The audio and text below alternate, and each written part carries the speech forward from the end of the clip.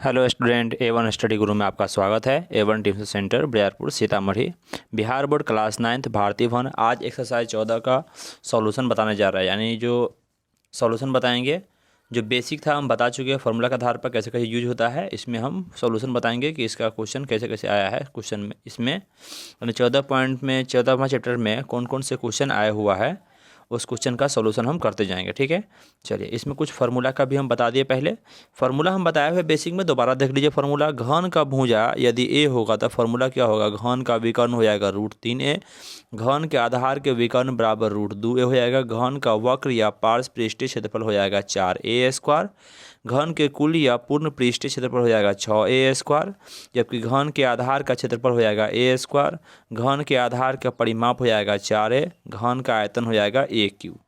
ये है इसका उपयोग कैसे कैसे हुआ, कौन कौन इस सारे फार्मूला का उपयोग और इस सारे फार्मूला के आधार पर क्वेश्चन हम बेसिक कंसेप्ट में बता चुके हैं। जो व्यक्ति नहीं देखे हुए हैं वो क्या करेंगे, वीडियो के डिस्क्रिप्शन में लिंक है, उसमें जाकर आप देख सकते हैं। पार्ट 1 पार्ट 2 में है, एक बार घन के बताए, घन आपको बताए हुए। तो घन के जितना भी फार्मूला ये अभी बताया है, ये सारे फार्मूला का उपयोग हम बता चुके हैं। इसमें सिर्फ चैप्टर बताएंगे, फार्मूला बता दिए, अभी हम चैप्टर के बारे में बताएंगे। इसका बेसिक जब जानना है तो इसके वीडियो का लिंक है डिस्क्रिप्शन में, उसमें जाकर आप देख लीजिए, वहाँ से वीडियो का लिंक मिलेगा, वहाँ से आप घन और घनाभ का बेसिक आप देख सकते हैं। ठीक है, चलिए ये हुआ घन का। अब आते हैं घनाभ में। घनाभ में बताया गया कि लंबाई L है, चौड़ाई B है, ऊंचाई H हो, तो उसका फार्मूला क्या क्या होता है। तो घनाभ का विकर्ण बराबर हो जाएगा √L² + B² + H²। घनाभ के आधार का विकर्ण हो जाएगा √L² + B²। घनाभ के वक्र या पार्श्व पृष्ठीय क्षेत्रफल हो जाएगा 2 × L + B × H। घनाभ के चारों दीवारों का क्षेत्रफल हो जाएगा 2 × L + B × H। जबकि घनाभ के कुल या पूर्ण पृष्ठीय क्षेत्रफल हो जाएगा 2 × LB + BH + LH होता है। जबकि घनाभ के आधार का क्षेत्रफल हो जाएगा L × B यानी लंबाई × चौड़ाई। घनाभ के आधार का परिमाप हो जाएगा 2 × L + B यानी आधार का परिमाप का फॉर्मूला है। जबकि घनाभ का आयतन हो जाएगा LBH। ये सारे फार्मूला हुआ घनाभ का, इससे पहले हुआ घन का। दोनों फार्मूला का यूज करके हम चैप्टर बनाना है। इसका बेसिक हम फार्मूला बता चुके हैं, उसमें जाकर आप देख सकते हैं। ठीक है, चलिए आप देखते हैं कि इस पर जो 14वां चैप्टर है उसमें कौन कौन से क्वेश्चन आया हुआ है वो हम देख लेते हैं। चलिए 14वां एक्सरसाइज 14 है, उसका पहला क्वेश्चन देखते हैं। पहला क्वेश्चन क्या लिखा हुआ है, पहला क्वेश्चन फार्मूला पूछा हुआ है। क्या पूछा हुआ है, फार्मूला नहीं, बेसिक कॉन्सेप्ट पूछा हुआ है कि एक घन में कितने सतह होती है, यानी एक घन में कितने सतह होते हैं, यही पूछा गया था। हम जब पढ़ा रहे थे उसमें बताए थे, बेसिक कॉन्सेप्ट में बताया है कि एक घन है, जैसे देख रहे हैं सामने ये घन है, इसमें पूछा गया सतह की संख्या। क्या पूछा गया, सतह की संख्या। सतह कौन कौन होते हैं, सतह देखिए ऊपर एक सतह है, ऊपर की तरफ एक सतह है, एक क्या है, नीचे सतह है, 2 सतह हुआ। तीसरा सामने सतह है, तीसरा हुआ। चौथा पीछे सतह है, ये वाला 4 हुआ। पाँचवा इस साइड में दायां साइड में सतह है, 5वां हुआ। बायां साइड में सतह है एक, छठा सतह है। तो सतह की संख्या कितना हो जाएगा, 6 गो। यानी सतह की संख्या कितने हो जाएगा, 6। तो हल लिखे 6, इसका आंसर हो गया। ये ऑब्जेक्टिव पूछा जाता है, बताए थे हम, नोट भी दिए हुए हैं। कहे थे कि किनारा की संख्या 12, कोण की संख्या 8 और सतह की संख्या 6। जो अभी भी आप देखे हैं कि सतह देखे, एक ऊपर है, एक नीचे है, एक सामने है, एक उस साइड है, दायां साइड है, बायां साइड है। ये 6 सतह है, इसीलिए सतह की संख्या कितना हो जाएगा, सतह की संख्या हो जाएगा 6, जिसको फलक भी कहा जाता है। यहाँ सतह दिया है तो हम 2 सतह लिखे। ठीक है, बी नंबर क्वेश्चन है कि घनाभ में किनारों की कुल संख्या कितनी होती, कितने किनारा यानी भुजा होते हैं। तो घनाभ में कितने किनारा होते हैं, तो घनाभ और घन में लगभग सेम होते हैं। ये घन हुआ तो घनाभ में यही होता है, लंबाई होता है। तो घनाभ जैसे इस प्रकार होता है, देख लीजिए यहाँ पे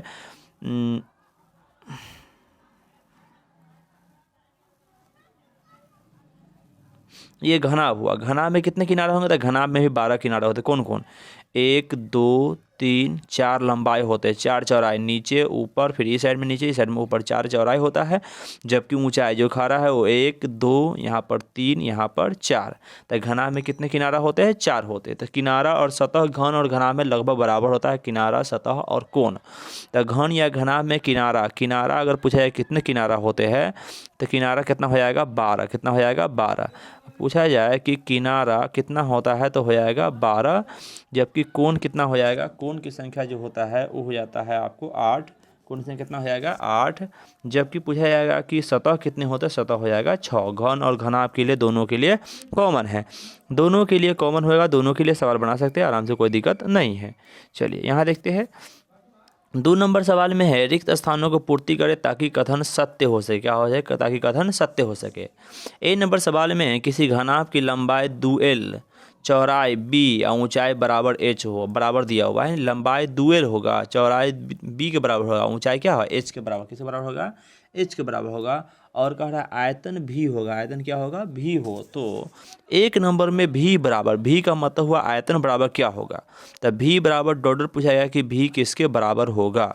हम लोग क्या किए? क्वेश्चन लिखे, क्वेश्चन में हल लिखे। लंबाई दिया है 2l तो लिखे लंबाई हो गया 2l, चौड़ाई है b तो चौड़ाई हो गया b, ऊंचाई है h तो ऊंचाई लिख दिए h, जो दिया हुआ सवाल में। देखिए लंबाई 2l है, चौड़ाई b है, ऊंचाई h है, और आयतन मेरा क्या हुआ? b हो गया। तो लंबाई 2l, चौड़ाई b और ऊंचाई h हो गया। इसमें सवाल हमें 1 नंबर पूछा है कि भी का मान कितना होता है। भी आयतन नहीं होता घनाभ का, लिखे घनाभ का आयतन बराबर हो जाएगा लंबाई गुने चौड़ाई गुने ऊंचाई। यहाँ पर लंबाई का आयतन का मान है भी, तो यहाँ पर रख दिए भी। लंबाई के जगह पर रख देंगे 2l क्योंकि लंबाई है 2l, गुने चौड़ाई की जगह b है तो चौड़ाई b, ऊंचाई हो जाएगा h। तो भी बराबर हो जाएगा 2 गुने l into b into h है, तो क्या हो जाएगा? 2lbh। ये मेरा क्या हो जाएगा? 2lbh हो जाएगा। भी बराबर कितना हो गया? 2lbh। ये सवाल हो गया भी का मान हो गया। तो पूछा गया भी का मान किसके बराबर होगा? तो 2lbh। ठीक है। चलिए दूसरा में पूछा गया कि h बराबर कितना होगा। यही सवाल उसी का ऑब्जेक्टिव में दो में था, दो के ए में दो का था कि h बराबर कितना होगा, h किसके बराबर होगा। तो यहाँ पर जो निकला है वो क्या निकला है? भी बराबर 2lbh निकला है। तब भी बराबर 2lbh निकला हुआ है, तो इसी के सहारा से हम h का मान निकालेंगे। तो भी बराबर 2lbh है। क्या है? भी बराबर 2lbh है। हमको तो h का मान निकालना है, इसका मतलब 2lb है। वो क्या है? इस गुना में इधर भाग में आएगा। तो यहाँ पर जैसे 2lbh बराबर भी हो जाएगा, तब h बराबर क्या हो जाएगा? भी। ये पूरा 2lb क्या हो? बट्टा में आएगा, तो हो जाएगा 2lb। तो ना हो जाएगा भी बट्टा 2lb। तो यहाँ डायरेक्ट लिख दिए h बराबर भी बट्टा 2lb हो गया। ये मेरा क्या हुआ? आंसर हो गया। किसका मान हुआ? h का मान हुआ भी बट्टा 2lb के बराबर हो गया। बी नंबर सवाल है 2 के बी में किसी घनाभ की लंबाई 3l होगा। घनाभ की लंबाई कितना होगा? 3l होगा, चौड़ाई 2l होगा, ऊंचाई l होगा। सब l के रूप में ही दिया हुआ है कि लंबाई होगा 3l, चौड़ाई होगा 2l, ऊंचाई होगा l। तो वक्र पृष्ठीय क्षेत्रफल बड़का s हो तो कहा गया कि s का मान किसके बराबर होगा? बड़का s जो है वो किसके बराबर होगा? हल लिखे। लंबाई दिया है 3l, लंबाई यानी l का मान जो है 3l के बराबर है, चौड़ाई यानी b जो है वो 2l के बराबर है, ऊंचाई h है जो l के बराबर है। यानी लंबाई 3l, चौड़ाई 2l, ऊंचाई l हो गया।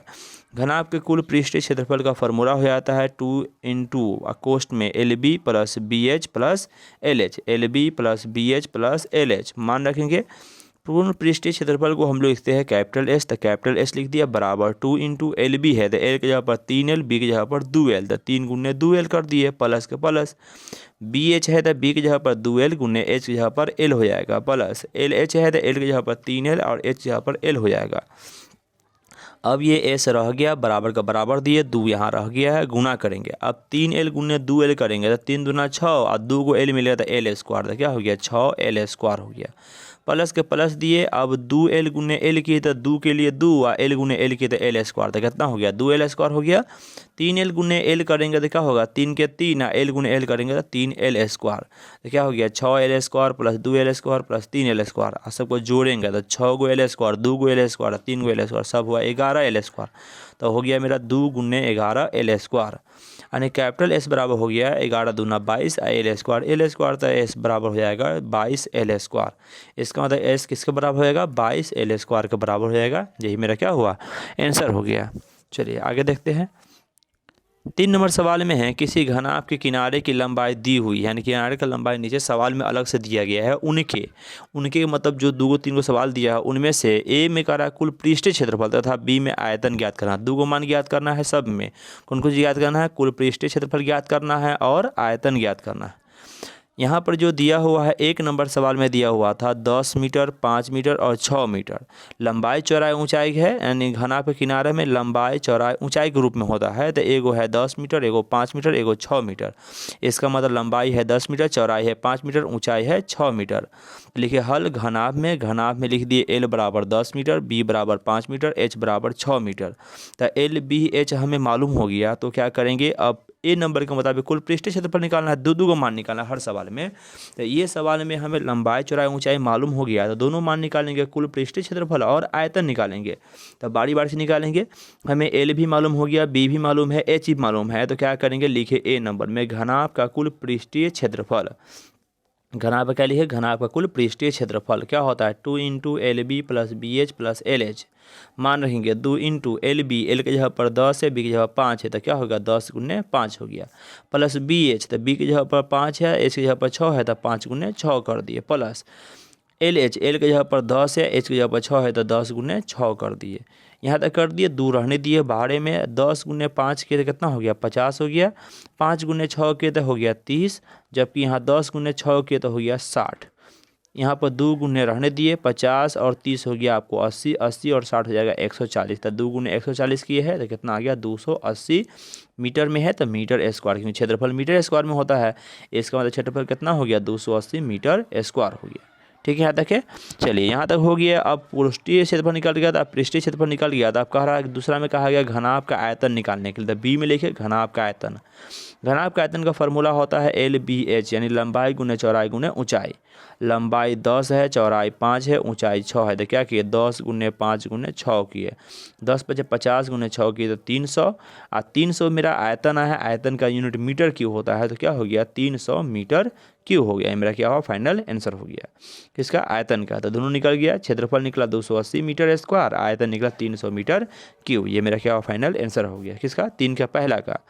3 के दूसरा में क्या लिखा हुआ है कि 17 सेंटीमीटर, 12 सेंटीमीटर और 10 सेंटीमीटर, इसका मतलब लंबाई है, चौड़ाई है और ऊंचाई है। तो लिखे घनाभ में, जो घनाभ है, घनाभ में लंबाई दिया है 17 मीटर, चौड़ाई दिया है 12 सेंटीमीटर, 17 मीटर 17 सेंटीमीटर, लंबाई 17 सेंटीमीटर, चौड़ाई 12 सेंटीमीटर, ऊंचाई हो गया 10 सेंटीमीटर।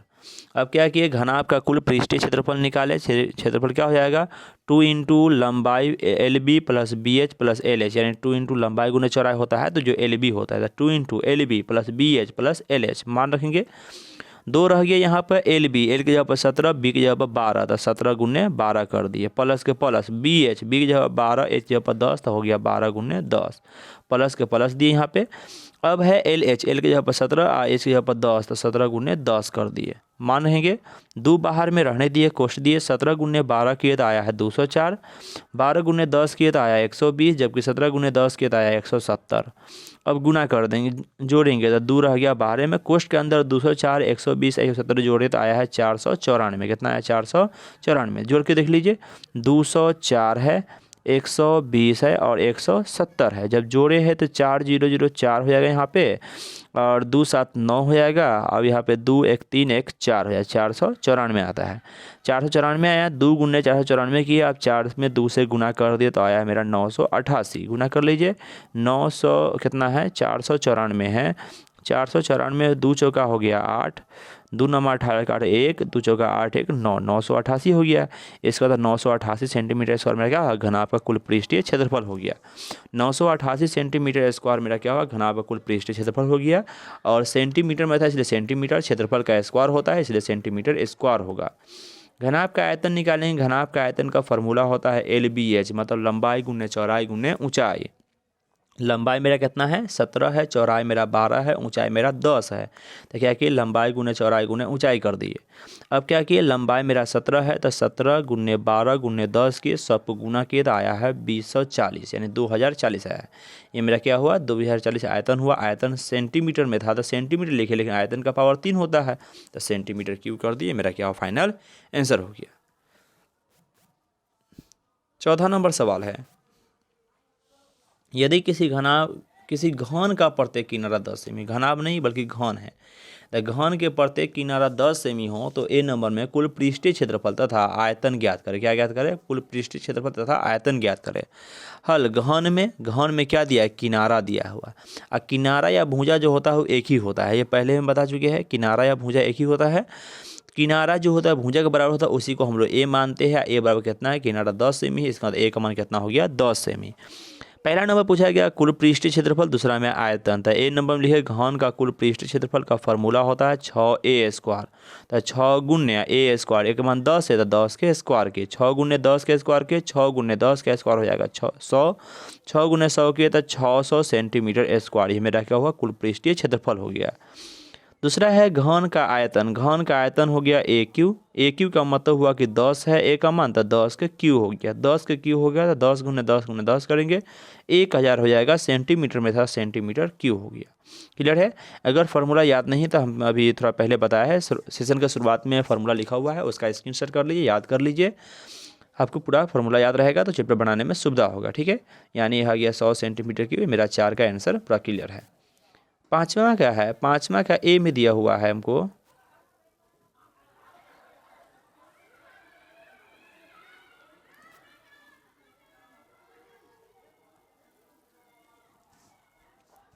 पाँचवा का ए सवाल है, क्या लिखा हुआ है यहाँ पे, किसी घन का विकर्ण x सेमी हो। घन का विकर्ण कितना होगा, x सेमी। कितना होगा, x सेमी। घन का विकर्ण होगा x सेमी, उसका एक किनारा ज्ञात करें।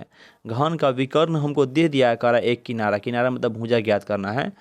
हल लिखे, घन में किनारा यानी भुजा जो है ए हमको नहीं मालूम, क्योंकि किनारा निकालना है और हमें नहीं पता है। अब विकर्ण हमको दिया हुआ है x सेमी, विकर्ण कितना दिया है, x सेमी, इसलिए घन का विकर्ण बराबर √3a फार्मूला होता है। घन का विकर्ण का मान है √1, सीधे x न है, x बराबर √3a हो गया।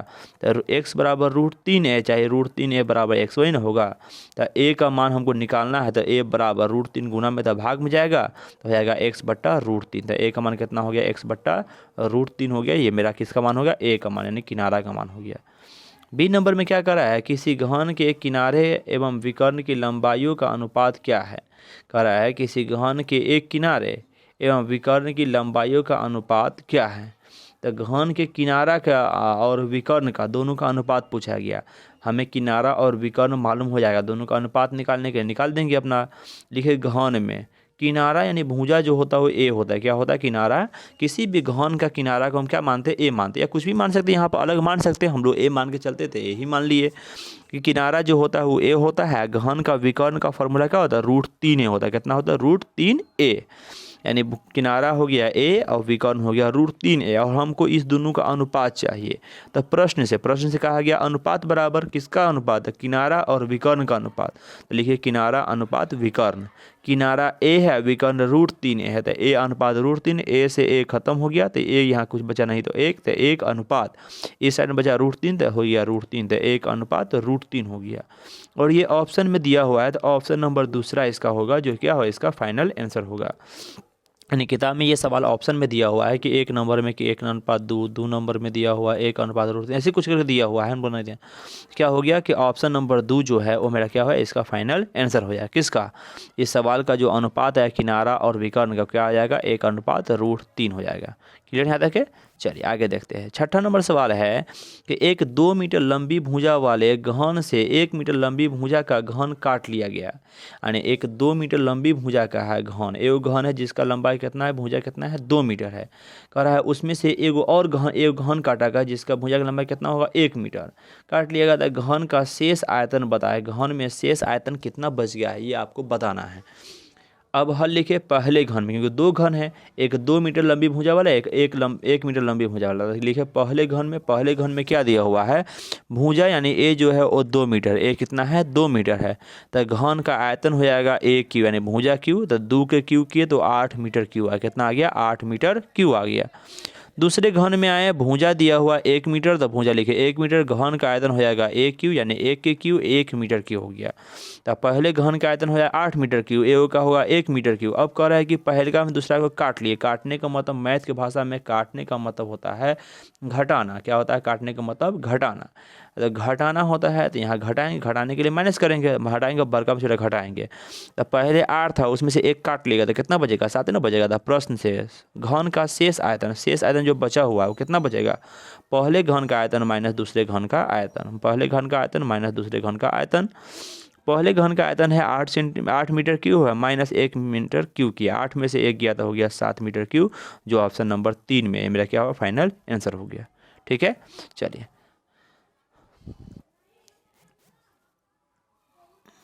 अगला सवाल है 7वां है कि 5 सेमी किनारे वाले घन को 1 सेमी किनारे वाले कितने घनों में विभक्त किया जा सकता है। 5 सेमी किनारा वाला जो घन है अगर उसको 1 सेमी किनारे वाले कितने घन में विभक्त किया जा सकता है। ठीक है, अब हम लिखे कि दो गो भुजा दिया हुआ, देख रहे हैं कौन कौन है। एक 5 सेमी किनारा वाला घन है, एक 1 सेमी किनारे वाला घन, यही ना है।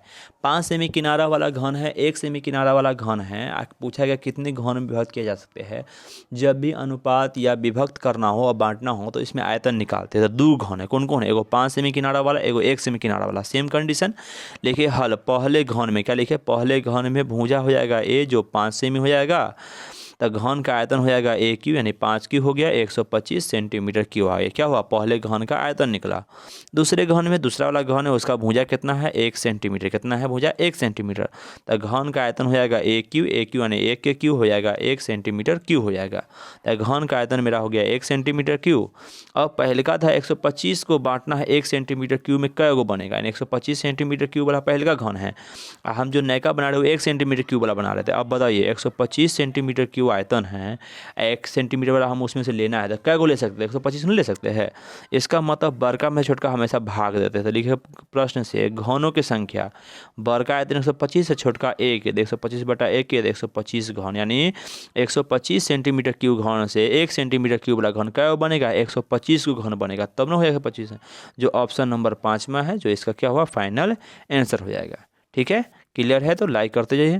थैंक यू देखने के लिए। इस वीडियो के डिस्क्रिप्शन में PDF फाइल लगा हुआ है, वहाँ से डाउनलोड करके चैप्टर रिवाइज कर दीजिए।